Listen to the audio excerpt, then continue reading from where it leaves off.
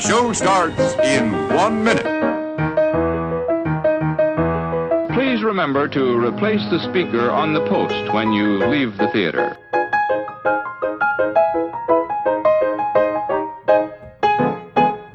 And now, on with the show.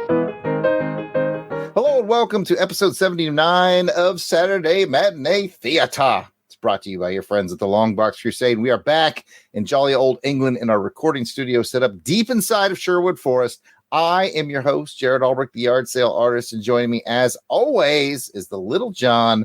To my Robin Hood is Pat Sampson, aka DJ Crusaders. How are we feeling today, Crusaders? Yeah, feeling good. What? What? I heard some trading going on. You want to do some bargaining? I got some stuff. I got this nice, What you got? travel cart here that's pretty sturdy, and some very good steeds that are available. I got anybody want to put a bid on it? Steed's nuts. What? No. That's close enough. I'll allow. So Pat's ready to barter for some stuff. Also joining me is the ugliest maid Marian of all time. It is my older, wiser brother, Jason the Weasel Skull Albrecht. He takes care of all of our technology around here. Jason, welcome back to the show. Thank you. Yeah, I'm dealing with a little cold sore here, so if my voice is a little off, it's this cold sore that I got from kissing my butcher. But at $1 a pound, geez, man. Got that meat, son. Got to get a good deal on the meats, that's for sure. And finally, we have with us our very own and very lovable Friar Tuck. It is Delvin the Tuck Webb Williams. How do you do, Friar? Hey, Jared, how's it going? Would you like to buy a car? It's the Mickey Mouse. He brought the commercial into play. I like it. And that was not a bad impression. You gave us an impression on a recent recording, and you said it was probably the best one and only one you might ever do on the show. But now we have two. I'm trying to remember what you did. Oh, you with Scotty on the Man from U.N.C.L.E. episode. Yes. I'm giving it all she's got. Giving it all she's got, Captain. Yes, that one. There you go. My only two impressions. Now we've got two. To go of the 8 movies that I watched in my entire life. Yeah. 2 impressions from Delvin. All right, then. I want to welcome some of our super secret Crusaders Club members in the chat. This is one of those episodes that we have recorded live, and boy, have they been patient with us tonight with some members of our Crusaders Club. So I want to welcome Matt and Kathy and Paul Hicks. So those 3 are enjoying the super secret benefit of being able to watch us record these live. Benefit, strong word in this case. but hey, thank you guys for being here. All right, no guests, just the crew. So Pat, tell everybody what the show is all about. Well, Jared, I am glad you asked. Saturday Matinee Theatre is a retro review, sometimes index show, brought to you by the LONGBOX CRUSADE, where we will be taking you back to the past with some potentially overlooked retro awesomeness in the realm of television, movie serials, or films. Basically, if it's vintage and it's kind of forgotten, we're going to dig it up. On this episode, we will continue our indexing of all 39 episodes of the 1955 television series, The Adventure of Robin Hood. 1955's Robin Hood was produced by Sapphire Films, run by Hannah Weinstein and Sidney Cole. It starred Richard Green as Robin Hood and Alan Wheatley as the Sheriff of Nottingham. So take refuge in the forest, take off your quiver of arrows, get cozy by the fire, and let the gregarious music of the merry men whisk you away into the past. But don't forget, deeds are more effective than words.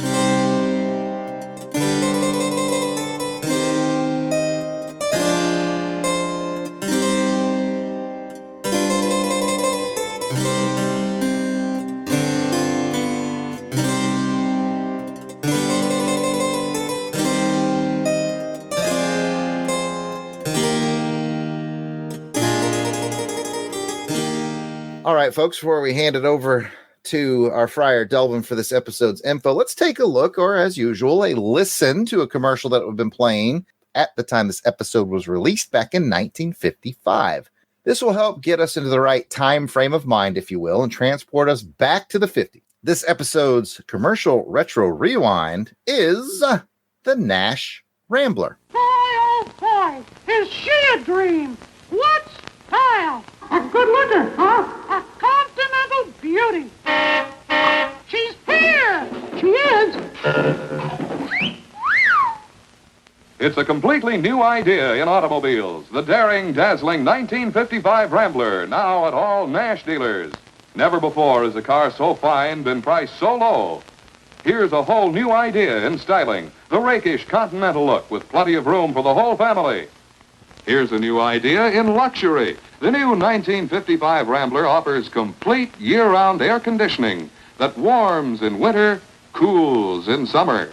Live a little. Drive a Rambler. The new Rambler, a car that handles and parks like a dream. A car with the shortest turning radius of any sedan in America. Here's a new idea in safety. Double strength, single unit body. Stronger, safer, completely rattle-proof. See and drive the new 1955 Rambler, now on display at all Nash showrooms.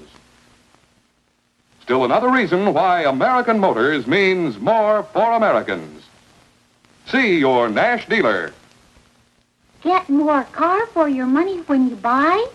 More money for your car when you trade. Live a little. Drive a Rambler. So, what did you guys think of the Nash Rambler? And according to my script, which I do rotate the names on every time in case you guys were wondering, Jason gets to go first. I wasn't wondering, but it's good to know. I suppose. Yeah, I don't know about no Mickey Mouse. It's me, Dixie Rat. And I'll tell you what, I'm getting sick and tired of those studios giving that mouse all the gratuities, these commercial gigs where he gets a free car. I'm going to tell you a little secret. Dixie Rat is Mickey Mouse's stunt man. I'm the one to be driving that car. I should get that car. I'll tell you. You better shut your mouth. Don't you interrupt me. Mickey Mouse, it's my turn. It's You're the Dixie Rat. I see you. It's Dixie Rat. I'll tell you what, you're a Nash T Rambler yourself, you nasty Rambler. I'll tell you what, I want my Rambler. I want it. And those are my kids. Then he was dating me first, and those are my kids. I want my parental rights. Okay. Did not go the way I thought. Okay. Well, Dixie Rat, ladies and gentlemen. And Delvin, you get to go next. I'll spare you the Mickey Mouse impression. It was a good commercial, though. I mean, even back in the 50s, it shows you the lasting power of Mickey Mouse and Disney, right? Because they were somebody that you would want in your commercial in 1955. It is 2023, and Disney is basically, a printing press of money at this point. So, I mean, that's incredible how they have, had a lasting power like they have. Now, as for the vehicle, I liked what it was advertising. They're like, hey, we have a classy looking vehicle for a modest price so that the average family can get it. So you can have a stepping out vehicle, but not spend a lot of money. And it's safe. I like the idea of all that. I was like, hey, that's cool. And it would be a vehicle. I looked at it, I'm like, okay, it's a pretty handsome ride. And if you saw one of those on the road today, you would kind of stop and be like, oh, that vehicle is fresh. Snap. That's true. Paul Hicks in the chat, who lives in Australia, has found this commercial to be a very American-centric commercial because it was American Motors for American people. So you probably should not have watched it, Paul. I apologize for that. We probably broke some sort of international law. But anyway, Pat, what you got? I agree with Delvin on seeing Mickey Mouse. I was surprised, but then I watched it and I'm like, wait a minute, when did he have kids? It freaked me out. Yeah, I noticed that too, because in all the cartoons, he had like nephews or every once in a while, I think. Yeah. I don't know about no kids. Yeah, I'm like, I don't know about no kids. And just the drawings weren't as they are now with Mickey or how they got to be later on. So a very interesting, nostalgic-y, historic look to it all. I did find that the car was very sharp. You might even say kind of a rakish Continental that I found interesting. It looked, the vehicle, rakish. Yeah. The vehicle looked very nice. And like Delvin said, I'd buy it. I'd drive it around. I think it looks like I could do something like that. But I wanted to ask you guys, how many of us nowadays parallel park? You know, do you parallel park much anymore? I have to from time to time because I kind of live near downtown Olympia, so you have to. You find yourself doing something? Okay. I don't parallel park as well as that lady did in the commercial. I was kind of jealous of her skills.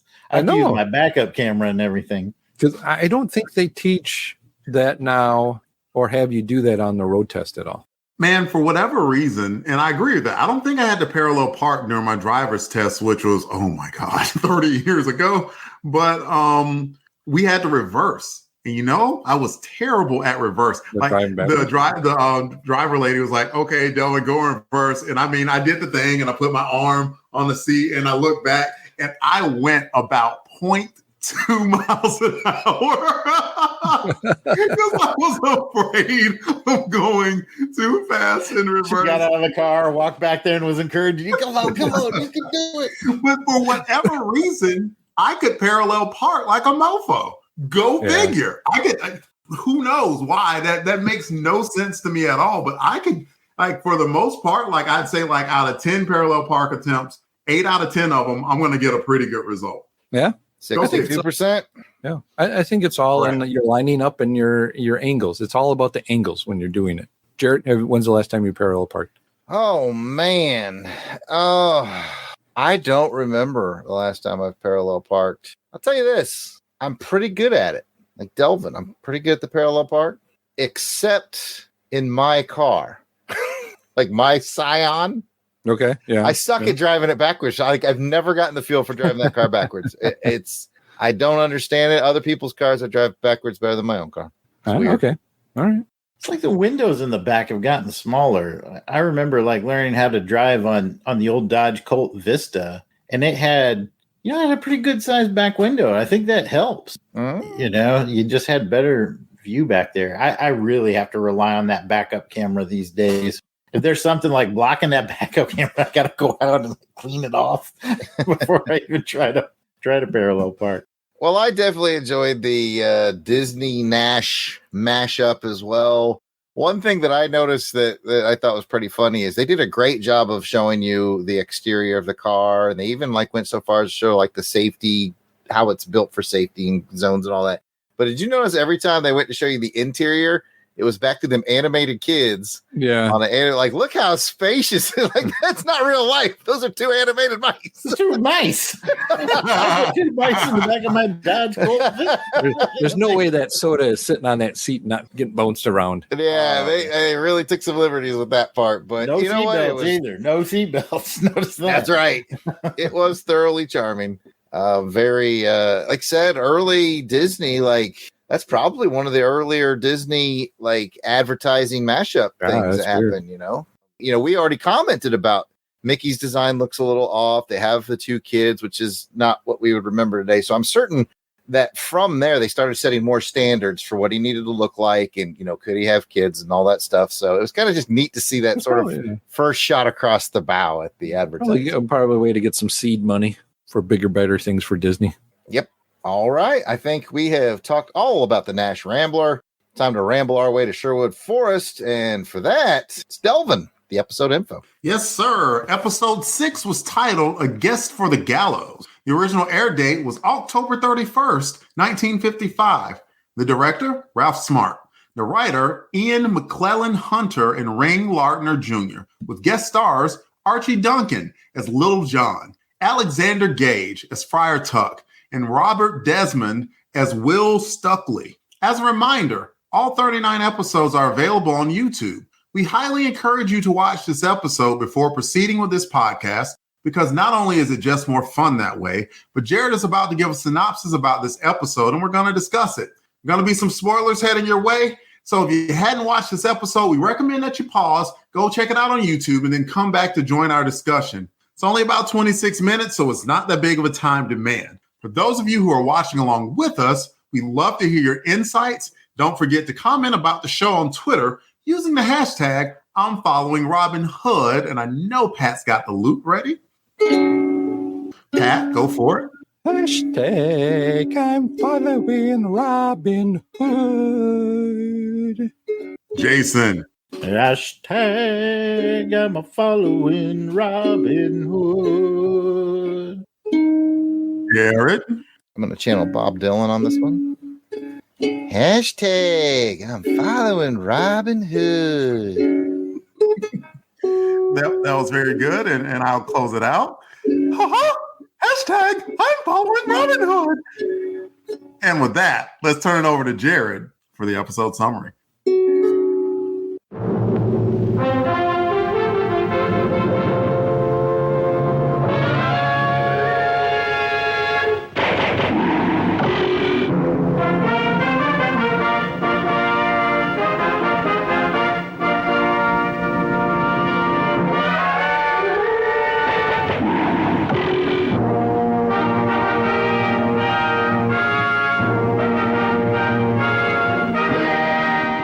Will Stukely can't pay his taxes, so the sheriff of Nottingham is making an example of him and having him executed, hanged at sunset. Robin Hood decides to infiltrate the city to rescue Stukely, and Little John opts to go with him, but he only gets as far as helping a butcher with his negotiation tactic. Disguised as that butcher and a smooth operator, Robin infiltrates the city where he meets up with Friar Tuck, and the good friar assists Robin in creating a riot in the market. The plan? To get Robin in front of the sheriff. Its result? Successful, because Robin plays on the sheriff's need for a bargain. I can relate. In this case, on some cattle, or a trap to kidnap the sheriff in Sherwood Forest. The merry men then trade the kidnapped sheriff for Stukely's life. And big shocker, the sheriff betrays his word and gets the drop on Robin Hood. Luckily, the friar has an escape plan at the ready.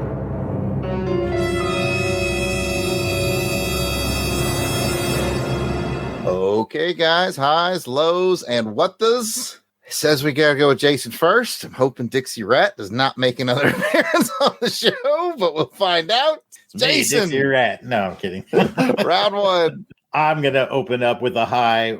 Again, that chemistry between Robin Hood and Maid Marian. I loved it. Him encountering her in the market, and the price of that meat was just one kiss. And then she obviously was very flattered and enjoyed it, but wanted to make a point. Comes back with the old maid. Said, why don't you hook her up with the same bargain? And old Robin Hood's kind of caught in a rundown at this point. But then he uses his wits and he's like, oh, she's a widow. Oh, you didn't say that. Then it's free. It's free for widows. I just love that chemistry between them. That scene had me laughing, and just beautiful writing, beautiful acting. Another high in this great series. Now, here's the thing. I don't think that was Marion. I don't think so either. She was not credited in the episode. Wasn't it Marion? I thought She got It didn't look like her. And She I did was get like, credits at the end of the show. what's that? She got credits at the end of the show. I thought she did. They had the wrong credits on the end of the show. It's part of my fun fact. Oh. See, So, for a yeah. half second, like I thought that like Marion kind of saw him and was like, oh, and then like immediately, because she's as sharp-witted as Robin, just played along. That's what I thought too. It's a mystery we're going to have to look into. We're going to have to do it because I was like, Pat, I was like, that doesn't really look like her. And then I saw her name in the credits and I was like, oh, I guess that was her. And then when I did my research, I was like, oh, those are the wrong credits. She's not in this one. Like, you can go to IMDb or whatever and see who all was in this episode, and she wasn't in it. You may have to reach out to Bold Outlaw. Yeah, Bold Outlaw is the only one who can save us at this point. Listeners, we'd love to hear from you, even if you're not the Bold Outlaw. 707-532-5269. Give us a call, leave a voicemail. Tell us what's going on with Maid Marian. I really hope that was her, man. That would have been a great scene. It's still regardless, though, it was a great scene. It was still a great scene. Yeah. Old Rob was stealing some kisses, and when she brought that up, that girl up who was, let's say, less attractive than the original girl, Robin was like, I don't make the same deals for everybody. Oh man, so much going on in this episode. There's so much more to talk about, so let's let Delvin do some talking. Robin Hood, man, that dude has a set.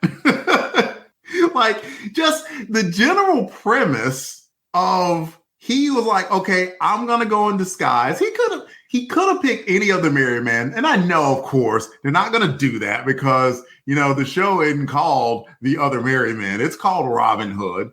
But Robin and Little John were going back and forth, and he's like, well, nope, we're stealing this guy's clothes. Like, it's not like we knocked over an oak tree dude, so I'm only the only one that can wear those clothes. And he went, completely clean-faced and everything into the lion's den.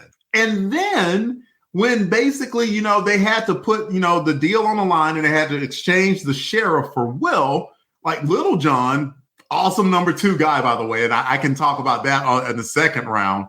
Love his number 2. His number 2-ness is awesome. But he was like, dude, no, like, don't just go out there by yourself. And Robin's like, don't worry about this. I got it. And it was, and for him to do that, I'm sitting there like, dude, do you have some backup plan? Like, the sheriff gonna betray you. What?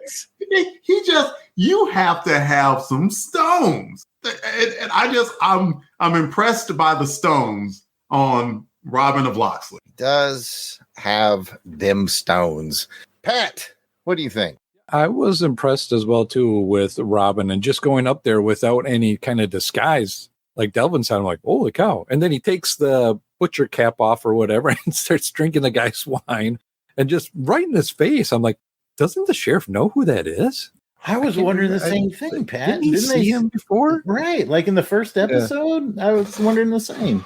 Or if the sheriff was kind of just playing along too, thinking, okay, I know who this is. I'm going to get this guy.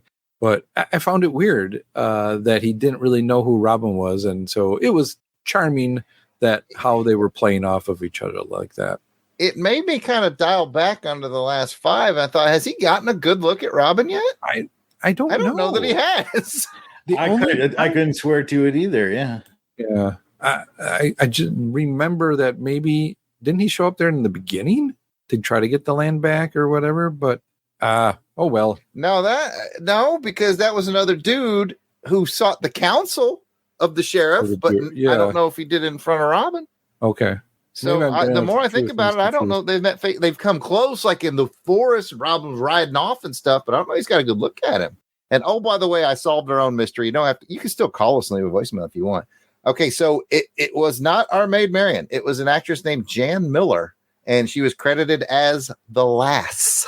Well, still a funny scene. So Robin Hood just being a player. Yeah, throwing them kisses around. He's out there. Let's just put he's out there. Well, I mean, he's trying to get caught. So I mean, yeah, he was trying to stir things up, maybe in more ways than one.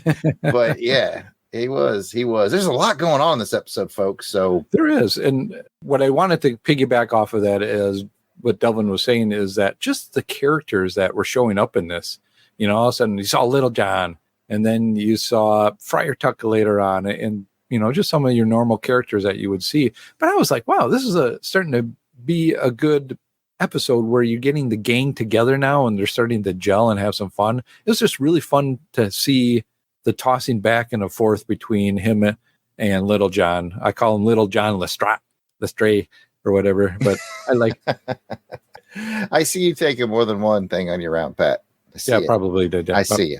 But you know what? Well, I like to do a bargain. Maybe you want to set up a deal. Yeah, maybe. I more guide the conversation than add to it a lot on these SMTs, but I'm going to spin off something you said, and I think I'm going to leave a lot of room for other people. And it was, Friar Tuck showing up like that. Well, I don't think that was planned. I think he just happened to be there, but yeah, I just felt better when I saw him there, that he had this ally. Right. Yeah. And then how that plays out, I can let other people talk to. But just him showing up in the town square, I was like, everything's going to be all right, isn't it? Because he's got a guy on the inside now. Anyways, I don't want to take other people's highs and lows. So we will go in the second round. We'll go back to Jason. Well, another scene that had me laughing, but I think really kind of shows the part of the outlaw justice, the code that they live by, is when Robin does steal that man's cart and his clothes and his goods. It was just funny the way it's played off, where Robin is trying to offer him a deal, and the guy's just like, "You're a thief, just take it." And so he kind of is playing a little game, but having Little John step up and okay, this guy's obviously just too incapable to make a bargain. You have to represent him. So we're like looking at the first union labor bargain in recorded history. And and it was almost funny because it's almost like by the end of it, they were about to come to blows because they're trying to one up each other. And I just was laughing. It's just so, I don't know. This whole episode was a lot of fun, but that was another standout moment for me. Definitely. Especially the front half of this episode just kept me just giggling the whole time. And that scene really lit the candle out where they're going to bargain on behalf of this guy. They got him a pretty good deal, by the way. I did. He's like sturdy wagon and he hits the side and it falls off. It was very comical. And hopefully I'm not stealing anybody's because it's kind of a micro moment, but I'm hoping everybody noticed, like, especially in the front half of this episode, like everybody is basically trying to get one over. Like when they bring the meat in and the guy's like, let's that's on my note. Yeah. Like, nothing here. You have to watch everybody because like everybody is doing a little skim off the top thing. Yeah. Which I thought was great. Pat, it doesn't matter what you have in your notes. You have too many notes. Oh, Pat, we'll get to Pat points. He'll have at least 8 more notes when it's done. But now it's time for Delvin to talk. Well, no one has really talked about the number 2-ness of Little John, and I just want to say that he was a delight the entire episode, an absolute delight. It was just fun every time that he was on screen, and his relationship with Robin was good. Them going back and forth and arguing like they did was just a continuation of how they started out. That was cool. It was cool how Little John just played the heavy. He played a very good heavy, and not even so much of like being a bully with it. He was just a big man that knew how to use his body and just showed how he was very skillful with it. But he was also very, very loyal to Robin too, towards the end. And all of that endeared me to him greatly, where he very gladly would have been the person to put himself at risk to make sure that Robin didn't put himself at risk. And that was awesome. Like if you had to be in a situation like that, I don't think it is possible to even survive without having someone that trusty and dependable by your side. So I just, in a very meaningful way, just really appreciate that. I mean, it just the very definition of what a battle buddy is and what you would want. And I think that's just awesome. Definitely. Little John, Archie Duncan, he was a delight when we went through 54 Sherlock Holmes. He's being a delight again as we go through 55 Robin Hood. I have such an awesome fun fact around him that I'm holding on to for later. So just bear that in mind. There's a great Archie Duncan fun fact that's coming your way at some point. I know I used up my turn, but I just wanted to throw on. I also, in that spirit, Delvin, I loved when Robin Hood threw him a little red meat and let him just beat the crap out of the sheriff for a couple minutes. That was funny. And the sheriff needed that. I'm not really fighting kind of guy. I love that. I love that whole thing. Yeah, man. The sheriff needed it too. The sheriff Little John gave him some help. He did. He gave him some help. Pat, prepare that page of notes, buddy. This is the downside to going last is other people take your bullets, but the upside is you got all these extra bullets. I know you got them there. I got a little bit, but not a lot. What I wanted to mention was I liked the messaging service that they had with the arrows in the beginning, and they use it at towards the end again. Messaging. Yeah, early text message where they shoot the arrow, then it goes to somebody, and then the next person grabs the arrow and just kind of keeps sending it along. I like that. That was really cool on how they did that, and then how it plays back again in order to then get an arrow inside the city and then to stop the hanging. Which leads me to my other note of Robin Hood. He can be kind of the guy who he needs to be because I think he knows he's got support, and he must have a lot of support from the people within the town that are helping out that we saw, along with, some of your regular characters that hang around him. So did he know Friar Tuck may have been doing something? Maybe, but it was very cool to see. Once I saw Friar Tuck, I'm like, okay, this is how I was getting out of it. But you would think, though, that they still could have shot him or at least let some arrows out a little bit, but it would have been a bad look, though. Yeah. And they at least spoke to that, and I did appreciate that because, like you would have. More like they were hiding that bad. Well, they were hiding amongst the friar and parishioners, and that's a bad look to gun down to mow down a friar and to mow down people who were mourning in a funeral. Friar Tuck came through and saved the day there, absolutely, because Robin was cooked. He would have had to surrender. There was no choice in that matter. So I completely bought that as an explanation. And boy, Friar took Robin Hood's butt out of the fryer, so to speak. That's a good one. I think, Pat, your point is valid, though. It's, it is a bit lucky that Friar Tuck was there to save him, but it's also basically him getting a return on the investment that he's made in all these series before, how he treats everyone. Yeah. Just like the guy that he had to rob the cart with the meat. I mean, he paid him for it, paid him a good wage for it. So to me, I think that's one of the core lessons in this is you reap what you sow. Yeah. And then you got Friar Tuck, just like Jarrett was mentioning, everybody was grabbing a little bit of something. At the end there, Friar Tuck grabs that meat. Oh, it's for the children. That was good. Going back to Friar Tuck again, too, it's just the bickering and not to say bickering, but the bantering back and forth between them at that point, too. Well, you think you could do better? Oh, I could do a lot better or whatever. And then he goes and rustles, get those other sellers all angry to, start throwing pitchforks and whatever at Robin Hood. Oh, man. I love that as a response, though.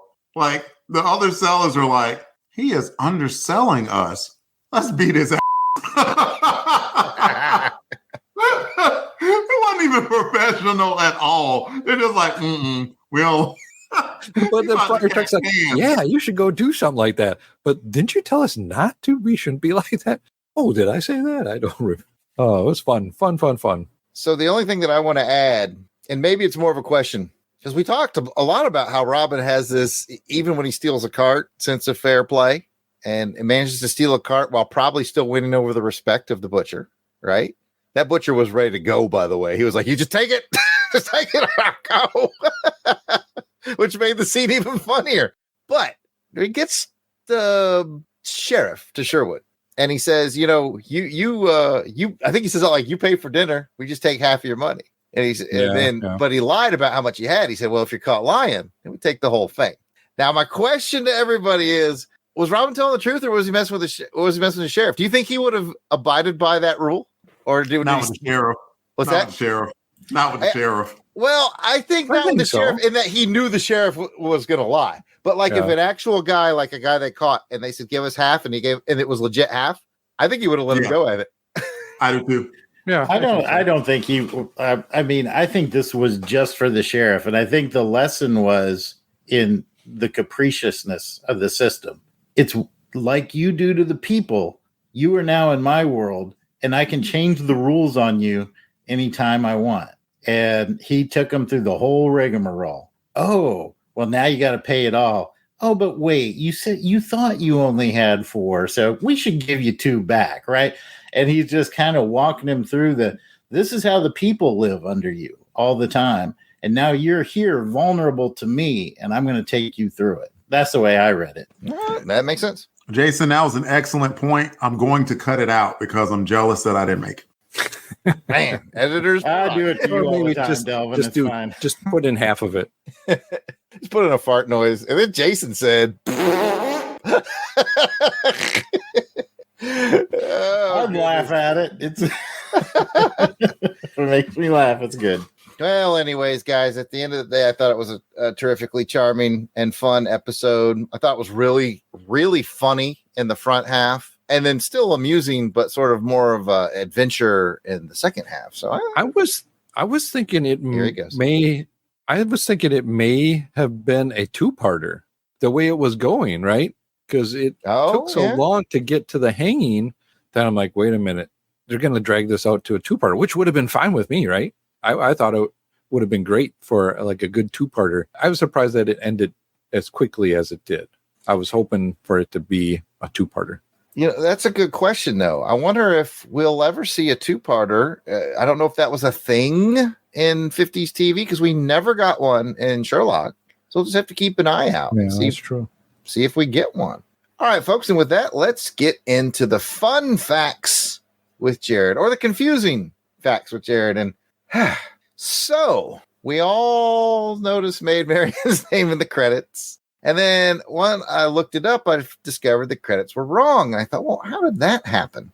And then I went to Wikipedia, right? I do some Wikipedia research on each episode. And it had Guest for the Gallows as episode 12. But IMDb had it at 6. And the TV DB had it at 6. And the TV DB is kind of like one of the most authoritative ones on television. And so I said, okay, these two are probably right. This one's wrong. What's with the mix-up? So I dug a little deeper.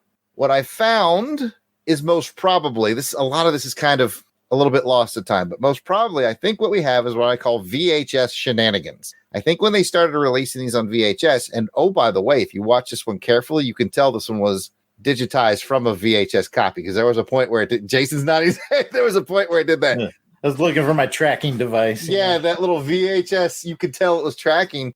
I think when they released them on VHS, which would have been in the 80s, you got to remember, they didn't have the internet. So they were kind of guessing as to what order these episodes came out. And I think for the longest time, that became the accepted, this is the order they came out, in the order they released them on VHS. So I think this was probably the 12th VHS one they did, but in reality, it was the 6th episode. Again, I find hints and allegations as I do this digging, but not only that, but also I think the original credits on the original film on this one might have been lost or damaged. And that's why they said, well, just put these credits on there so it'll have credits, right? And that might have also happened at the front of the episode. Because I don't know if you guys noticed this, but it wasn't called The Adventures of Robin Hood. It was called Robin Hood's Adventures in Sherwood Forest. No, I didn't know that. Me neither. I noticed that. I thought that's weird. Like it all looked the same. It had the same sound, the spinning words, and it spun in and it said Robin Hood's Adventures in Sherwood Forest. And I thought, oh, that's interesting. The front's a little weird. The back's a little weird. So that's why I did some digging. It's not easy to find information on this, but all the hints I find is because of the VHS transfers. So that's your fun facts for this time around. VHS transfers of the 80s causing confusion. I wonder, because I have it on DVD. DVD's nuts, and it is episode 6. Same for me. Okay. Yeah. All right. Because I had the series on DVD's nuts as well, and that's how I ripped them and put them onto my Plex, and certainly was 6 for me as well. But it was 6 at 2 of the 3 main sources. Wikipedia had it at 12, and that's what put the bee in my bonnet, and that's why I started digging and saying, what's going on here? Why is the credits wrong? Why is the numbering off? I'm really glad we did this show, because when I saw it, I was like, is that Maid Marian? And then because the one where we saw her, like, they're a little grainy on my DVD copies. So I'm like, oh, maybe. And when I saw the credits, I was like, oh, I guess that was her. I'm glad we had this conversation. Absolutely. And the only reason that I figured, because I just assumed it was her too, I thought she looked a little different, but like you said, grainy. Saw her name in the credits, thought we were perfectly good to go. And then it was going to Wikipedia and seeing that it had it 12 instead of 6, it made me dig a little deeper. So then when I ended up pulling up on IMDb and it said The Lass with that other actress who I named earlier, I was like, oh, so that wasn't her. And anyway, the onion just started peeling at that point. So VHS shenanigans, ladies and gentlemen. I believe VHS shenanigans are to blame. And with all that out of the way, let's get into our arrow ratings on this episode. Around these parts in Sherwood Forest, if you give it 5 arrows, that means you loved it. 4 means it was very good. 3, it was good. 2, it was just okay. 1, I did not like it, but I'll give it a free arrow because it's probably a widow, And there you have it. Let's start with Pat. Ooh, all right. Well, I'm going to go with a very high 4. High 4. So 6. It's going 6. Yeah. It's 4. I thought it was very good. Yeah. Pat's liking it at a high 4. Strong 4, if you will. A Joe November 4 point something, perhaps. Yes. Strong. Yes. Delvin. I'm with Pat. I'm at that high 4 level. I was, it's Robin Hood, and all it would have taken is for like everybody else to say 5, and I would have said 5 too, which is more of a show of respect for what I think about the show so far. where I'm just thinking, especially still these early episodes of what's going on, why was this important? And in this case, Robin no longer can bluff Sheriff of Nottingham because he has seen his face. And that is an important thing. And Robin's no dummy. He knew exactly what he was doing by, of course, blindfolding him, Scooby-Doo style, getting him back to the pit of Sherwood Forest. But the sheriff's no dummy either. And as soon as he saw it, he's like, Robin Hood, I know you. And so, and it just deepened the rivalry. So while it wasn't as seminal as the introduction of Friar Tuck and Maid Marian and Little John, it was still a fantastic issue and or episode and very fun to watch. So very good show. High 4. All right. Going to Jason. I'll keep the 4s rolling. That's about where I was when I finished watching the episode. Lots of things to like, more character development, more camaraderie between Robin and Little John and Robin and Friar Tuck. I enjoyed that. I enjoyed seeing some more of the sheriff getting some comeuppance in this one. I think Pat kind of hinted at the only kind of criticism seemed to be a little bit of a rushed ending, a little. So maybe a little bit of a pacing issue for me. But other than that, darn fine episode. So keep these excellent shows a coming. Heck yes. And you know what, guys? I'm giving it a 5. So there. Ooh, all right. Hey, gotta go with what there. I loved it. It really got its hooks to me in that front half where, like I said, you have to keep your eye on everybody. Everybody's got a little side hustle, a little scam, a little funny thing. And I was just so into it that I could absolutely forgive its slight pacing issue. It was very, very funny and grabbing me. And then it kind of got serious. And then I really liked when Friar Tuck saved the day with the morning. You got to wonder, was someone actually passed away, or had he set that up? I don't know, but he was right on time when he needed to be. So no boom, boom, locka, locka, boom. I liked it too much. No, that's fine. Hey, did I space out? Didn't you say you had a fact about Archie Duncan? I'm saving it for a later episode. Later episode. Okay. Well, later. You probably thought I said later on. And that's what I thought you said later on in this episode, because I've been chomping at the bit. This is like, how do you keep an idiot in suspense? I'll tell you later. Oh, it's coming. Later, I promise. Okay, you know what? I'll give you a little nugget. We're going to get, at some point, a substitute Little John for a few episodes. Boo. But the reason why is fantastic. Okay, I'll give it. I'm going with an open mind. As soon as we get the substitute, when you watch the episode, you go, substitute Little John. And just know that fun fact is on its way. All right, fellas, it is time for us to get into that Sherwood Forest mailbag. Of course, we're going to kick off these comments with special shout-outs to Crusaders Club members. These are the fine folks that have joined our crusade to get early access to special Longbox episodes, like the folks watching us record live right now, only through our Patreon page where they're able to do that, and we appreciate the heck out of you for doing it. If you want to be one of those people, well, we're going to tell you how to do that in just a minute, but let's say thanks to people who are already supporting us. And Helica Wolf. Auburn Elvis. Blast it or stash it. Braxton Underwood. Captain Entropy. Clinton Robeson. Dave Collins. Battle Wagon. Gary V. Gerald Green. Jason King. Jason Lady. Jeremy L. I wasn't prepared for this. Hold on. What happened the last time? I think it did. Here we go.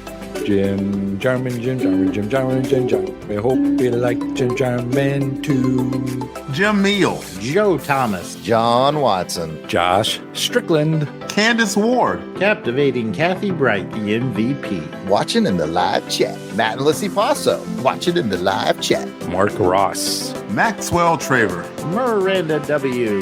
PD Devins. Paul Hicks in the chat. Rick of Jeff and Rick Present. Rob Morgan. Samantha Maney. Sean Urbanski. Spidey 67. Red Sheet. Steve Cronin. Tim Price. Tony Pennington. And Toronto Cop. If we missed anyone on the list, we apologize. Keep in mind we record these episodes well in advance of release, so if you're a recent addition, we will add you soon.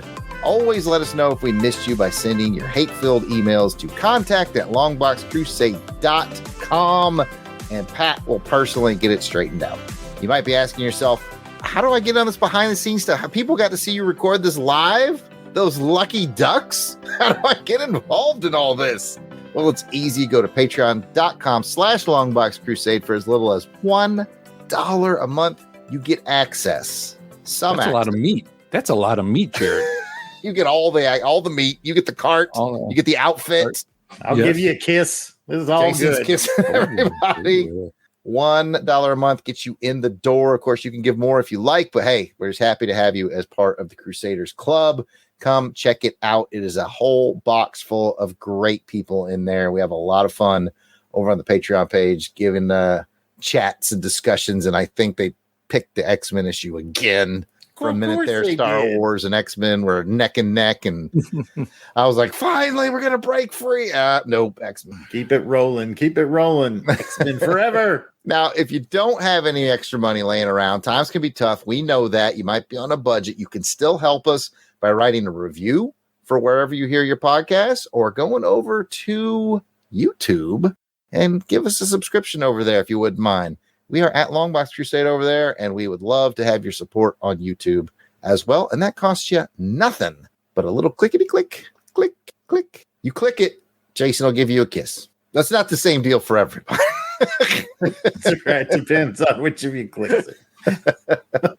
All right, guys, let's get into our shares and retweets and comments from back when we did our last published Robin Hood, which was episode 75 of Saturday Matinee Theatre. We talked about Friar Tuck on that one. It's a little thin because we were all at Heroes Con having a good time, not a single one of us remembered to advertise that episode on Twitter. So it's all Facebook and Instagram discussion points, but we still got a couple. So we ended up with was 2 comments, and they come from Facebook. And Pat, go ahead and take the first one. I lied. Delvin, take the first one. Basically, because I want to hear how Pat's going to pronounce the last word in the second one. I'm going to take that one, though. And because I was dark webbing it. The comment is from Scott Gartner, who says, beware of spoonerisms. And just very quick, does anyone know what a spoonerism is? I looked it up. Jared's nodding. Pat, you know what spoonerism is? Jason doesn't. Let me help my friends out. A spoonerism is a verbal error in which a speaker accidentally transposes the initial sounds or letters of 2 or more words, often to humorous effect. As in the sentence, you have hissed the mystery lectures, accidentally spoken instead of the intended sentence, you have missed the history lectures. So I can't remember who did the spoonerism. Maybe it was me because I kept saying episode potato. No. Take a look at the title of the episode. That's where he's going with it. What's the title of the episode? Friar Tuck. If you spoonerism that. Oh, okay. I did that too, though. Yikes. I don't get it. What does it become? Trier. You gotta just move on. Something. Friar Tuck becomes Trier. So Dark Web would be Wark Deb. Yeah. Death Probe would be Peth Drobe. Yeah. What would be? And Friar Tuck would be Trier. Wall. Yeah. Yeah. Got it now, Pat. I got it now. Scotty word. Oh! Okay, Pat. What's our other comment? Our other comment is from Robin Hood, the Bold Outlaw, our good friend. And he says, thanks for inviting me into your outlaw camp, as he was the guest on that episode. It was a lot of fun. I was still most astonished that the ukulele was real, and it is, and not a post-production sound effect. No, it's all real, and it's all me. I'm a master at it, so I just want to share my talented fingerings that I do on the ukulele. Is that a spoonerism? I'm not sure. That's Pat is sharing his talented fingerings with everybody here. Yes. You don't even have to be a Crusaders Club member. Exactly. It's all the access. It's all the I'm going to need a minute. It's all the fingers. I was already laughing when you referred to yourself as a master, but when you drop talented fingerings in there, are you just going to... Usually by the end of the edit, you've seen them, Jared. I get punchy, and I'm like, you know what? Just let it ride. Just let it ride. Especially since there's no gosh damn outtakes. And I'm just like, all of a sudden in the chat, Matt said, pass. no access. Matt wants none. He wants none of that. You don't want any of his talented fingerings? Come on. Pat knows how to stroke that ukulele, make it sing. Master. All right, let's get out of here.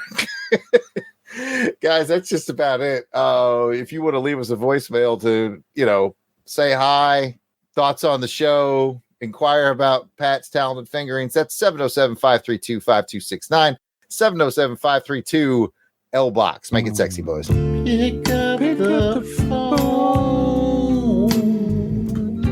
Pick it up. Hotness. That's hotness right there. Jason, take us home, please, sir. Well, that's it for this episode of Saturday Matinee Theatre. If you'd like to hear more from us in the realm of comic books, check out the Longbox Crusade. Pat, where can they find that?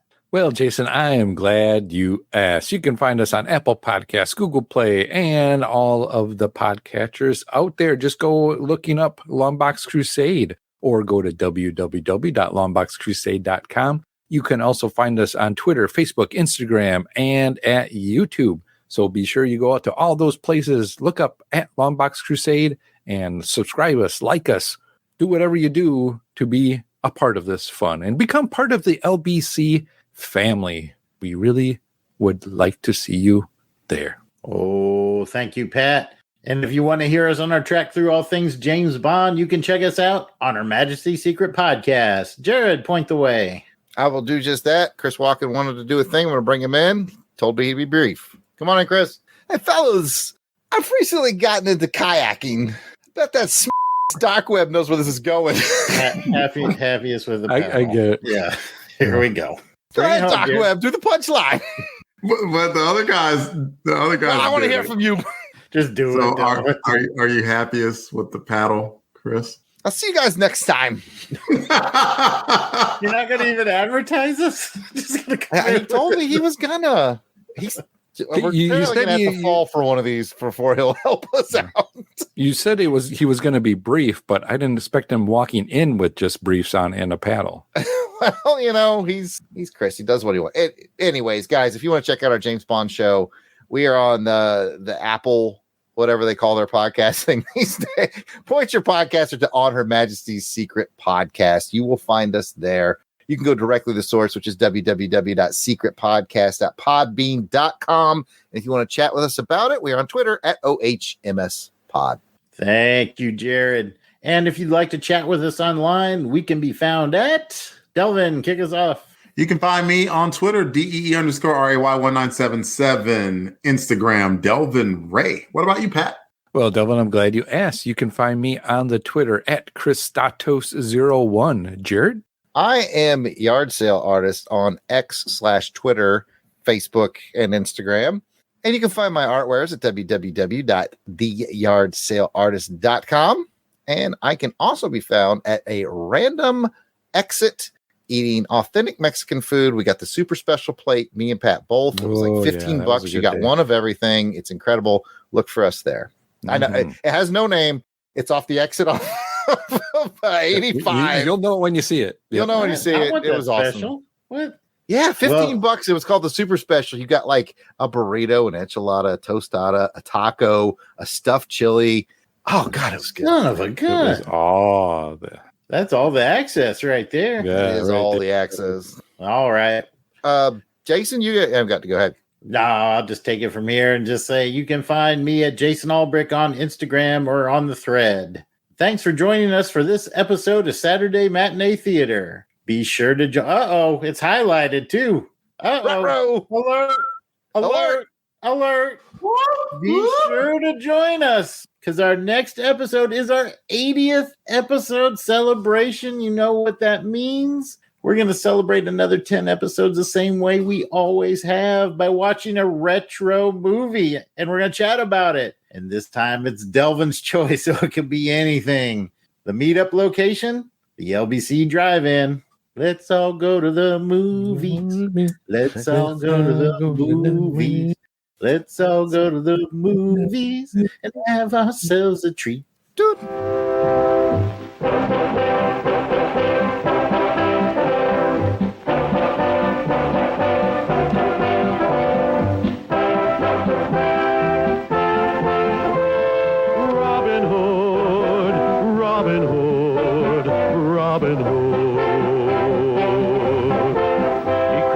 greatest archers to a tavern on the green. They vowed to help the people of the king. They handled all the trouble on the English country scene and still found plenty of time to sing. Robin Hood, riding through the glen. Robin Hood, with his band of men. Feared by the bad, loved by the good.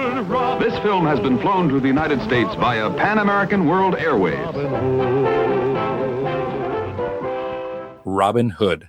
1955's Robin Hood was produced by Sapphire Films, run by Hannah Weinstein and Sidney Cole. It starred Richard Green as Robin Hood and Alan Wheatley as the Sheriff of Nottingham. So take refuge in the forest, take off your quiver of arrows, get cozy by the fire, and let the gregarious music of the merry men whisk you away into the past. But don't forget, deeds are more effective than words.